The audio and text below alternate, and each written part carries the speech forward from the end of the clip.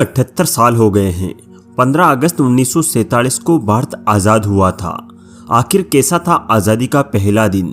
एक मुल्क आज़ादी के पहले पल में क्या महसूस करता है? कैसी रही होगी आज़ादी की वो रात और वो पहली सुबह जब लोगों ने पहली बार दिल्ली की इमारतों पर तिरंगे को लहराते हुए देखा होगा। जब हमारे मुल्क ने एक पल में अंग्रेजी राज की 3 शताब्दियों की धूल चेहरे से पोंछ दी होगी।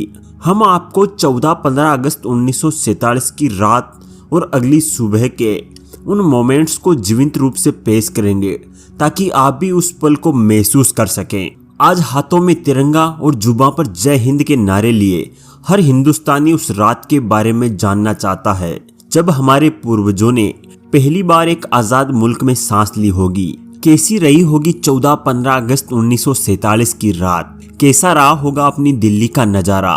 कैसे पूरी रात जाकर देश भर में लोगों ने एक आज़ाद होते हुए देश को न सिर्फ देखा होगा बल्कि जिया भी होगा? कैसे अंग्रेजी शासन के खौफ से पीछा छुड़ाकर खुद के पैरों पर खड़े होकर भारत ने एक रात में शताब्दियों के गर्दों गुब्बारे झाड़कर फेंक दिए होंगे? कैसी रही होगी वो रात और वो आज़ादी की पहली सुबह? सैन्य छावनियों, सरकारी कार्यालयों, निजी मकानों आदि पर फहराते यूनियन जैक को उतारा जाना शुरू हो चुका था।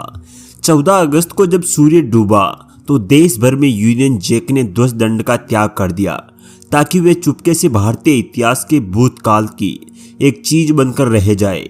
समारोह के लिए आधी रात को धारा सभा भवन पूरी तरह तैयार था, जिस कक्ष में भारत के वायसरॉय की भव्य ऑयल पेंटिंग्स लगा रहा करती थी। वहीं अब अनेक तिरंगे झंडे शान से लहरा रहे थे।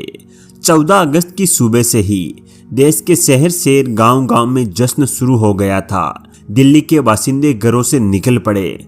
साइकिलों, कारों, बसों, रिक्शों, तांगों, बैलगाड़ियों, यहां तक हाथियों घोड़ों पर भी सवार होकर लोग दिल्ली के केंद्र यानी इंडिया गेट की ओर चल पड़े। लोग नाच गा रहे थे, एक दूसरे को बधाइयां दे रहे थे और हर तरफ राष्ट्रगान की धुन सुनाई पड़ रही थी। चारों दिशाओं से लोग दिल्ली की ओर दौड़े चले आ रहे थे। तांगों के पीछे तांगे, बैलगाड़ियों के पीछे बैलगाड़ियां, कारें, ट्रकें, रेलगाड़ियां, बसें, सब लोगों को दिल्ली ला रही थी। लोग छतों पर बैठकर आए, खिड़कियों पर लटक कर आए, साइकिलों पर आए और पैदल भी। दूर देहात के लोग ऐसे भी आए जिन्हें गुमान तक नहीं था कि भारत देश पर अब तक अंग्रेजों का शासन था और अब नहीं है। लोग गधों पर चढ़े, घोड़ों पर चढ़े। मर्दों ने नई पगड़ियां पहनी, औरतों ने नई साड़ियां, बच्चे माँ बाप के कंधों पर लटक गए। देहात से आए बहुत से लोग पूछ रहे थे कि ये धूम धड़ाका कहाँ का है, तो लोग बढ़ बढ़ कर बता रहे थे, अरे तुम्हें नहीं मालूम, अंग्रेज जा रहे हैं, आज नेहरू जी देश का झंडा फहराएंगे, हम आज़ाद हो गए। गांव देहात से आए लोग अपने बच्चों को आज़ादी का मतलब अपने अपने हिसाब से समझा रहे थे कि अब अंग्रेज चले गए, अब हमारे पास ज़्यादा पशु होंगे, अब हमारे खेतों में ज़्यादा फसल हुआ करेगी, अब कहीं आने जाने पर रोक नहीं रहेगी। ग्वालों ने अपनी पत्नियों से कहा कि अब गायें ज़्यादा दूध देगी क्योंकि आज़ादी मिल गई है। लोगों ने बसों में टिकट खरीदने से इनकार कर दिया। भला आज़ाद मुल्क में भी कोई टिकट लगा करते हैं? आज़ादी का समारोह देखने आया एक भिखारी उस विभाग में दाखिल होने लगा तो विदेश के राजनीतिज्ञों के लिए आरक्षित था। जब सिपाही ने पूछा कि तुम्हारा आमंत्रण पत्र कहाँ है, तो वह चकित हो गया। आमंत्रण? उसने कहा, अब कैसा आमंत्रण, हम आज़ाद हो गए हैं, समझे? अब कोई बड़ा छोटा नहीं है, सब बराबर होंगे। सबकी आंखों में आज़ाद भारत को लेकर अपनी एक समझ थी, अपनी एक सोच थी, अपना एक सपना था, क्योंकि इनमें से कोई भी कभी आज़ाद मुल्क में नहीं रहा था। लोग देखना चाहते थे कि एक आज़ाद मुल्क होता कैसा है। रात के 2 बजे स्वतंत्र भारत के प्रथम प्रधानमंत्री पंडित जवाहरलाल नेहरू धारा सभा से निकलकर वायसराय भवन की ओर गवर्नर जनरल को आमंत्रित करने गए। स्वतंत्रता के उत्साह में भीड़ भी उनके पीछे पीछे हो ली। खाली स्थान था ही नहीं और जनसमूह इतना बड़ा था कि ये पता लगाना असंभव था कि लोग किधर जा रहे हैं। कुछ देर बाद प्रधानमंत्री गवर्नर जनरल को साथ ले धारा सभा भवन आ गए। उस समय लोगों का जोश चरम सीमा को पहुंच चुका था। नेताओं के अभिनंदन में बराबर नारे लगाए जा रहे थे उस समय सभी कुछ नवीन और अपूर्व दिखाई देता था।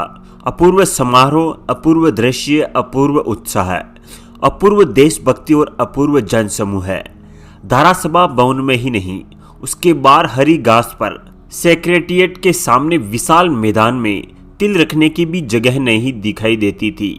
ऐसी भीड़ तो लोगों ने प्राय देखी होगी, पर आधी रात को किसी भी स्थान पर किसी समय 2-3 लाख आदमी इकट्ठा न हुए होंगे। दिल्ली ने अतीत में अनेक उत्सव, अनेक पर्व देखे, बड़े बड़े चक्रवर्ती दिग्विजय सम्राटों के समारोह देखे, लेकिन अतीत के वे सभी महोत्सव उस महान पर्व के आगे फीके पड़ गए जो दिल्ली के लोगों ने 14-15 अगस्त 1947 की रात को देखा। उस रात दिल्ली में स्वतंत्रता का अवतरण हुआ।